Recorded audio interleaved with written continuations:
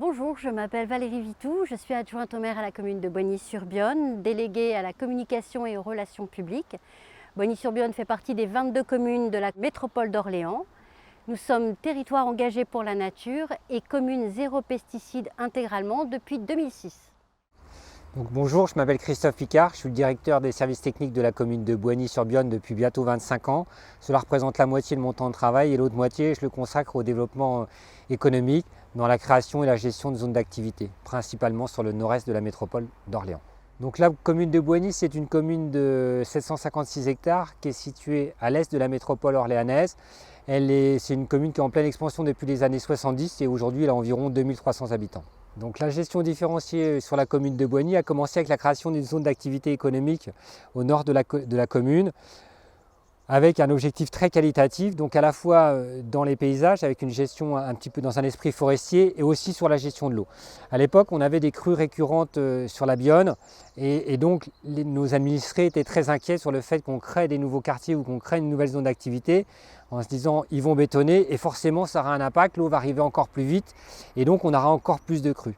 Et donc il y a un travail pointu qui a été fait avec la création de bassins d'orage, les premiers qu'on a créés, en cascade, pour essayer de limiter l'afflux de l'eau sur la Bionne en tamponnant, donc en retenant l'eau, et que l'eau revenait progressivement à la Bionne après l'épisode pluvieux.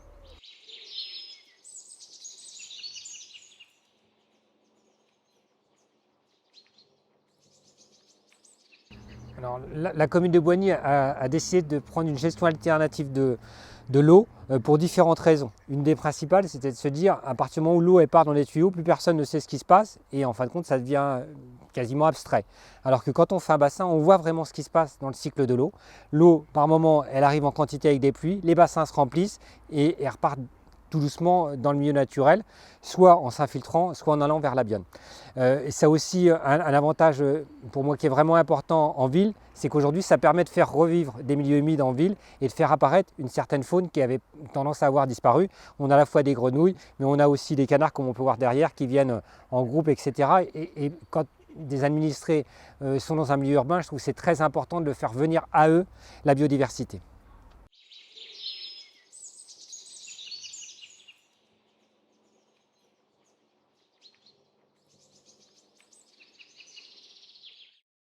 On communique énormément auprès de la population depuis assez peu de temps, de façon intensive, notamment depuis 2016 et depuis les grosses inondations, là où nous sommes aujourd'hui. Et ce qu'il y a derrière moi, c'était complètement sous l'eau après les grosses inondations de 2016.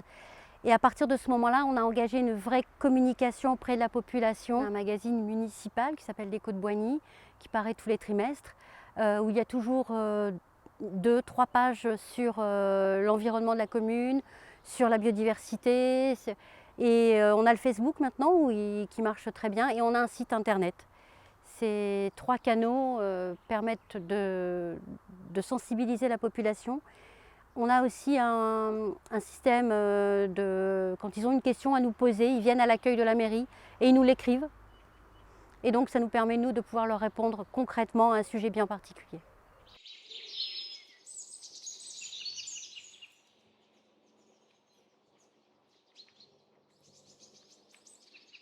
Alors, au fil des années, on a fait différents projets et ils évoluent. On a commencé par ces différents bassins qui sont en cascade le long d'un boulevard pour une zone d'activité, ça a été les premiers.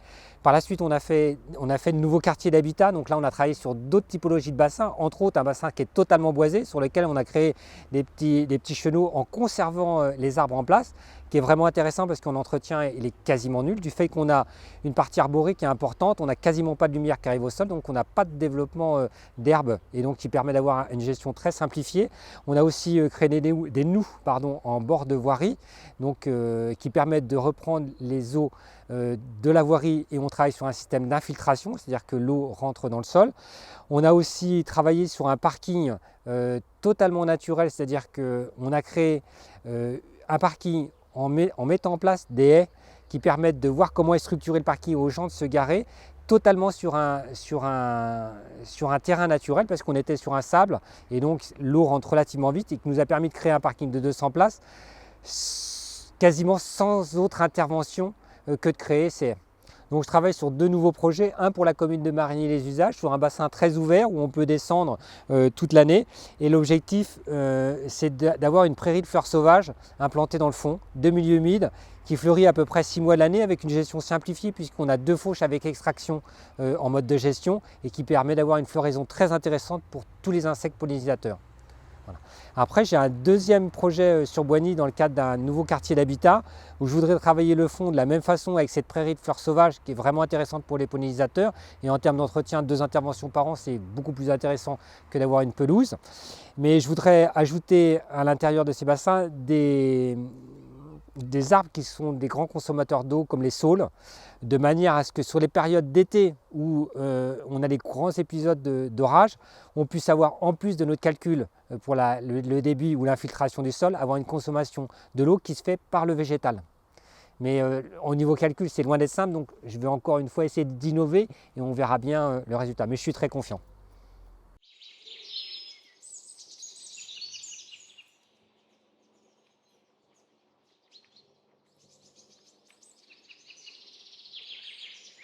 Aujourd'hui, dans les collectivités, on fait de moins en moins de bassins ou d'aménagements en direct. On est plutôt dans les zones d'activité. On a des promoteurs, des aménageurs. Et ce qui me semble important aujourd'hui, c'est plutôt d'être force de proposition, d'accompagner nos aménageurs pour leur dire exactement ce que l'on veut, qu'on soit capable de leur faire des propositions en typologie d'aménagement pour qu'on puisse avoir le paysage et la gestion de l'eau comme on l'entend. C'est ce qui me semble le plus important aujourd'hui. Et donc, c'est effectivement, depuis le milieu des années 90, l'objectif, c'est essayer de ne plus faire de tuyaux. Moi, je trouve que le tuyau a beaucoup d'inconvénients. Ça vieillit, on ne voit pas ce qui s'y passe et c'est quand même coûteux en termes de tranchées, etc. L'avantage de limiter le tout tuyau, c'est quand même il y a des avantages qui sont énormes, même sur la gestion de la structure de voirie. C'est-à-dire qu'on n'a pas de déformation avec les tranchées, on modifie moins la circulation des eaux dans les sous-sols, etc. Parce que quand on crée une tranchée, en fin de compte, on y met du sable de Loire et ça crée une sorte de drain. Et on a tendance à changer la nature des sols, qui change aussi la nature des sols pour les arbres qui sont à proximité. Alors le parking enherbé que l'on a donc sur qui est un parking secondaire pour le fonctionnement de nos parties sportives, de nos 3 gymnases, je trouvais intéressant qu'il soit en herbe parce qu'en fin de compte, on n'a pas un usage permanent. Donc ça me semblait un peu compliqué de faire un parking secondaire qui sert que quelques fois par mois et de faire un investissement lourd pour faire un parking de 200 places. Aujourd'hui, grâce aussi à la nature des sols, parce qu'on est sur un sol sableux, on a été capable d'imaginer un parking et de le créer avec quelques milliers d'euros d'investissement, principalement du végétal pour dessiner les trames de stationnement, c'est-à-dire des haies, et on a mis quelques camions de matériaux type calcaire aux entrées et aux sorties pour que ça soit un peu plus portant, mais c'est les seuls investissements. Je pense que pour l'ensemble de ce parking de 200 places, on a dû dépenser, à part la matière grise, on a dû dépenser 4 ou 5 000 euros. Donc ce qui est vraiment négligeable pour avoir un parking de 200 places qui soit utilisable à 90% de l'année.